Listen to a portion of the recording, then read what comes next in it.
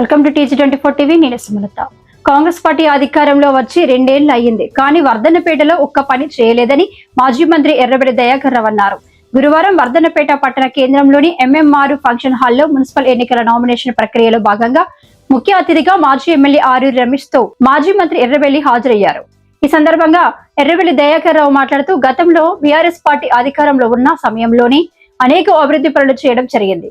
కాంగ్రెస్ వచ్చినాక ఏ పని లేదని, ఎన్నికలు వచ్చినప్పుడు శంకుస్థాపనలు చేయడం తప్ప పని చేసింది లేదన్నారు. గతంలో మంజూరైన 100 పడకల ఆసుపత్రిని కట్టించలేక ఆపుతూ సర్పంచ్ ఎన్నికల ముందు ఒక చోట, మున్సిపల్ ఎన్నికల ముందు ఒక చోట శంకుస్థాపనలు చేయడం జరుగుతుందన్నారు.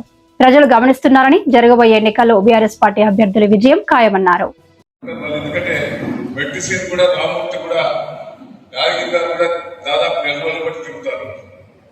సరే, ఈ రోజు మనకి ఎక్కడ కూడా సీనియర్ నాయకులు, ఉద్యమకారులు పార్టీ కోసం అవకాశం చేసే మంచి ఈ వర్ధన్నపేటలో కూడా వారు కూడా కోఆర్డినేషన్ చేసి వచ్చినందుకు గట్టిగా చప్పట్లు రమేష్ గారిని నేను స్వాగతం చెప్తూ ఒకసారి చాలా నొప్పి ఇది నాకంటే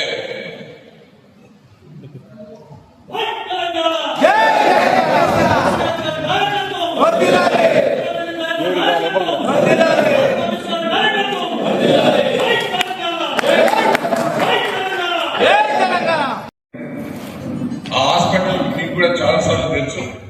హాస్పిటల్ జాగా నేనే పోలీస్ స్టేషన్ ప్రాపర్టీ వాళ్ళకి ఇచ్చేసి ఇక్కడ 4 ఎకరాల స్థలం నేను సొంత డబ్బులతో కొని అది క్యాంప్ ఆఫీస్ కానీ ప్రెస్ వాళ్ళకి కానీ ఆఫీస్ పోలీస్ స్టేషన్ ఇచ్చింది నేను.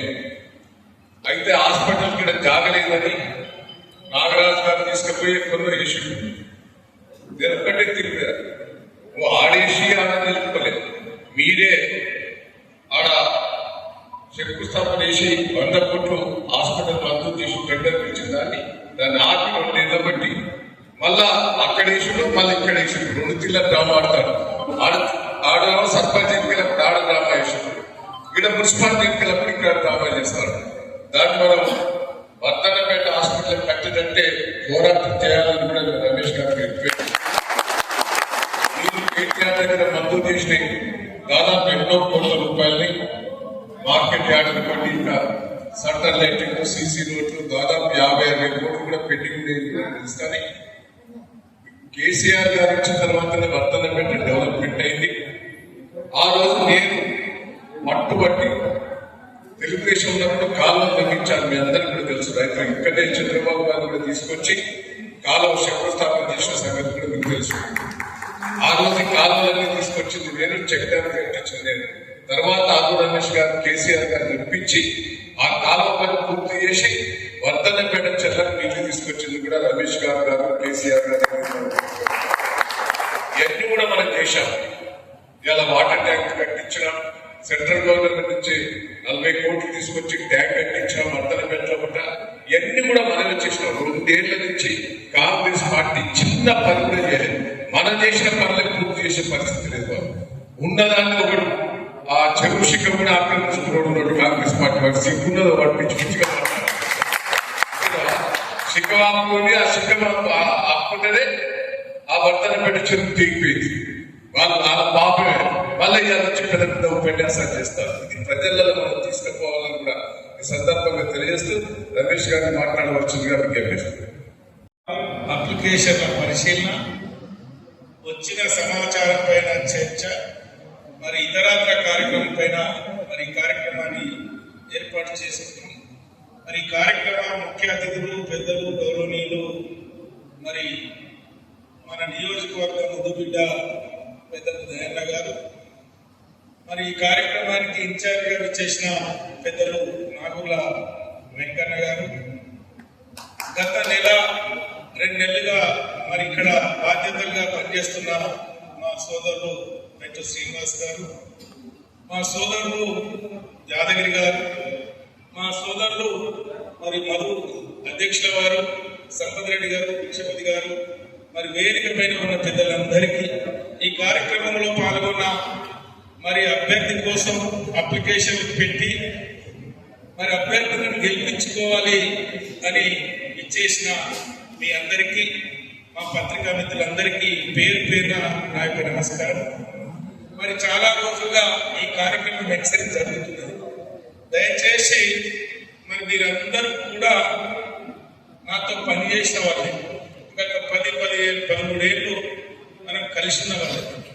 మరి అప్పుడు అధికారంలో ఉన్నప్పుడు వచ్చిన ఈ మున్సిపాలిటీలో మనం గులాబీ జెండా ఎగరవేయాలని ఎంత కష్టపడ్డామో ఏం చేసామో మీ అందరికీ తెలుసు.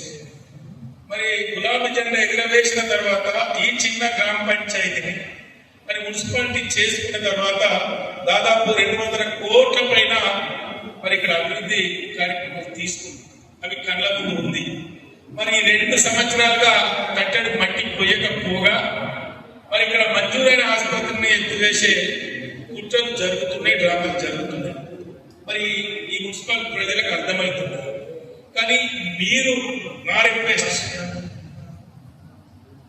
దయచేసి గెలుపు గుర్రాలను మీరే సూచించండి. ఇలా మనం ప్రతిపక్షంలో ఉన్నాం, అధికార పక్షం లేదు.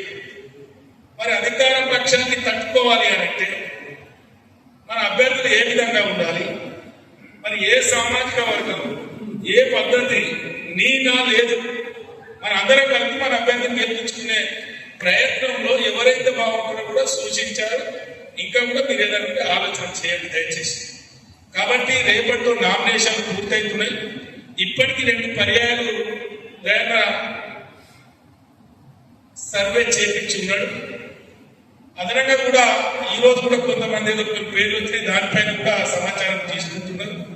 కాబట్టి ఏది ఏమైనా అంతిమం. మరి ఈరోజు మళ్ళా ఆరు రమేష్ గారు వచ్చిండు, ఇక్కడ దయాన్ ఉన్నాడు, మరి ఇన్ని రోజుల కలిసి వర్క్ జరుగుతుంది, అయ్యో మరి అనే ప్రశ్న రావద్దు. విజయప్రదంగా గెలుపు దిశగా మనం ముందుకు పోవడానికి మరి వర్ధన్నపేట మున్సిపల్ పార్టీ శ్రేణులు, నాయకులు దయచేసి ఆలోచన చేయాలి. నా కొత్త పాత కాకుండా మరి ఆ విధంగా మనం ఆలోచన చేసుకొని మరి ప్రచారంలో దూసుకుపోదాం. తప్పకుండా అన్నగారు చెప్పినట్టు మరి ఈరోజు బాధ్యతలు తీసుకున్నాం.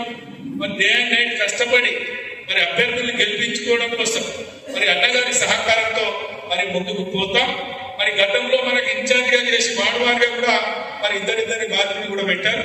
వాళ్ళందరినీ కలుపుకొని మరి వచ్చే ఎన్నికల్లో, మున్సిపల్ ఎన్నికల్లో మనం విజయం సాధించాలంటే మనస్ఫూర్తిగా మీ అందరినీ కోరుకుంటూ మరి ఏది ఏమైనా రేపటి గురపోల్లో విజయం సాధించాలి, దానికి అందరూ సహకరించాలని కూడా ఈ సందర్భంగా నేను మనవి చేసుకుంటూ సెలవు తీసుకుంటున్నా. జై హింద్, జై హింద్. Hi, నేను మీ Satyasri. Please do subscribe TG24 TV.